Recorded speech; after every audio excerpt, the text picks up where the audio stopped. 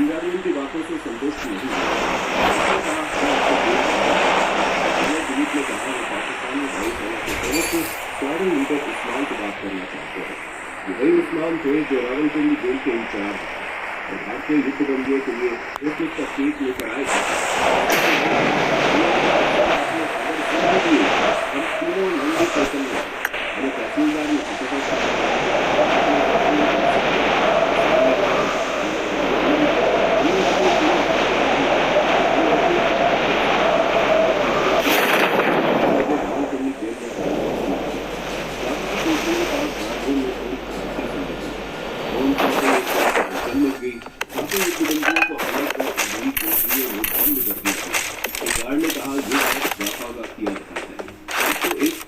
सामने डालो और गोली मार दो। हम कहेंगे कि ये भी उन तीनों के साथ भागने की कोशिश कर रहा था और सभी युद्धबंदियों को लायपुर जेल लाया गया। वहाँ भारतीय थल सेना के बंदी भी थे। एक दिन अचानक वहाँ पाकिस्तान के राष्ट्रपति जुल्फ़िकार अली भुट्टो पहुंचे। उन्होंने भाषण दिया, आपकी सरकार को आपके बारे में कोई चिंता नहीं है, लेकिन मैंने अपनी तरफ से आप सबको छोड़ देने बॉर्डर पार करवाया गया। उनमें शोध था, कुछ भी नहीं किया। बच्चों की दरियादिली से उन्हें नहीं मिली, न कि उनके अपने देश की सरकार की बदौलत। लेकिन जैसे हजारों लोगों ने मालाएं पहना उन्हें गले लगाकर उनका स्वागत किया।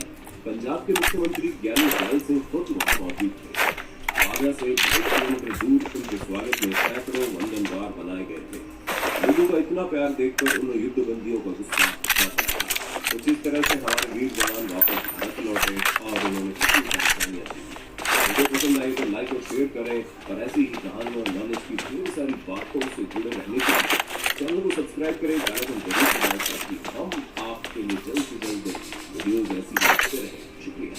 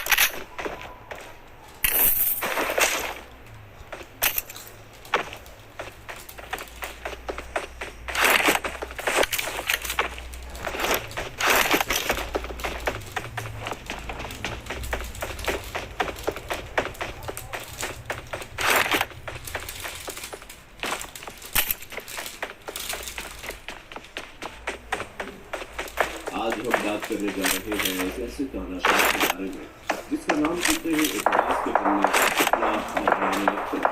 जी हाँ, ये सच है, अडाल्फ हिटलर के ऊपर 5 करोड़ लोगों को खत्म का इल्जाम है।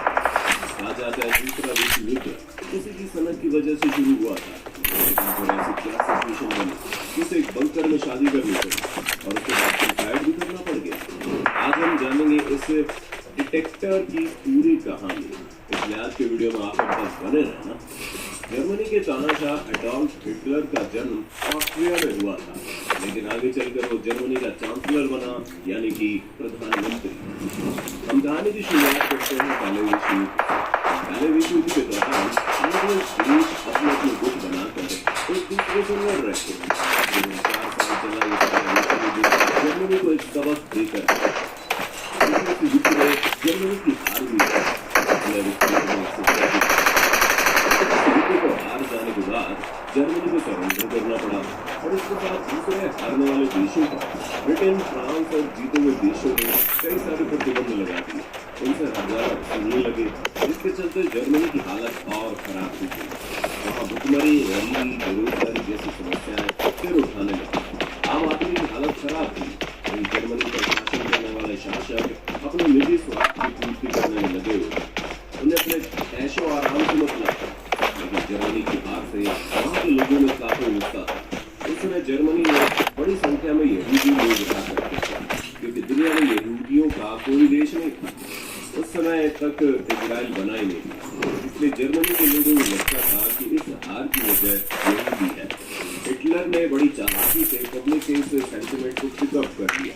उसने अपनी एक पार्टी बनाई। इस पार्टी में उसकी अपनी एक सोच थी। इस पार्टी का नाम था राष्ट्रीय समाजवादी जर्मन कामगार पार्टी। इसे नाजी के नाम से भी जाना जाता था और इस पार्टी की सोच को नाजीवाद के नाम से जाना गया। हिटलर ने एक इमोशनल थाट अपनाया। उसका जर्मन पूरी दुनिया में बेस्ट है, इसलिए यहाँ के लोगों को पूरी दुनिया पर राज करने का अधिकार है। अपनी सोच को जब उसने लोगों को भीतर डालना शुरू किया तो धीरे धीरे जर्मनी के लोगों के सेंटिमेंट उसके साथ जुड़ते चले गए। उसके बाद उसने जर्मनी में चुनाव भी लड़ा। एकदम से तो सफलता नहीं मिली, लेकिन धीरे धीरे उसकी सीट बढ़ती चली गई। अपने आप को बेस्ट मानने की सोच जर्मनी के पास दूसरे देशों पर कब्जा करने और उनका राज करने के लिए उकसाया। साल 1933 में जर्मनी में चुनाव हुए। चुनाव में हिटलर और उसकी पार्टी को बहुत बड़ी जीत मिली। हिटलर जर्मनी का चांसलर बन बैठा। इसके बाद हिटलर ने वहाँ की संसद को बर्खास्त कर दिया और सारी पावर अपने हाथ में ले ली। यहाँ तक कि हिटलर ने अपने आप को जर्मनी का सर्वोच्च न्यायाधीश घोषित कर दिया। हिटलर को ये भी लगता था कि जर्मनी ने जो पहला विश्व युद्ध हारा उसमें पोलैंड का भी हाथ है, इसलिए अब उसका मन दूसरे देशों के साथ साथ युद्ध करके उन पर कब्जा करने के लिए प्लानिंग करने लगा। लेकिन इस दौर में एडोल्फ हिटलर के साथ साथ इटली का तानाशाह मुसोलिनी भी हिटलर की सोच जैसी ही सोच रखता था। इनके साथ दुनिया का एक और देश था जापान, जो इस तरीके से द्वितीय विश्व युद्ध में तीनों देशों ने अपना एक गुट बना लिया। जर्मनी, इटली और जापान के नाम से दुनिया के दूसरे देश घबरा गए। न जाने कब के देश हमला करके ये उसे जीत ले। इसलिए अमेरिका, ब्रिटेन और फ्रांस ने अपना उनके साथ सोवियत संघ भी मिल गया। जिस तरीके से विश्व युद्ध के दौरान पूरी दुनिया दो ग्रुपों में बट गई। तानाशाहों की स्थिति के खिलाफ दुनिया के जो देश खड़े हुए उन्हें मित्र देश कहा जाने लगा। द्वितीय विश्व युद्ध की शुरुआत हुई 1 सितंबर 1939 से, जब जर्मनी ने पोलैंड पर अचानक हमला कर दिया। पोलैंड की इंग्लैंड के साथ एक ऐसी संधि थी जिसके तहत विपरीत परिस्थितियों में इंग्लैंड को पोलैंड के साथ रहना और उसको सुरक्षा देना था। तो हमला पोलैंड पर हुआ था, लेकिन उसके साथ इंग्लैंड भी इसमें इन्वॉल्व हो गया। उसके साथ फ्रांस भी युद्ध में जीत पाया, लेकिन जर्मनी पोलैंड पर कब्जा कर चुका था।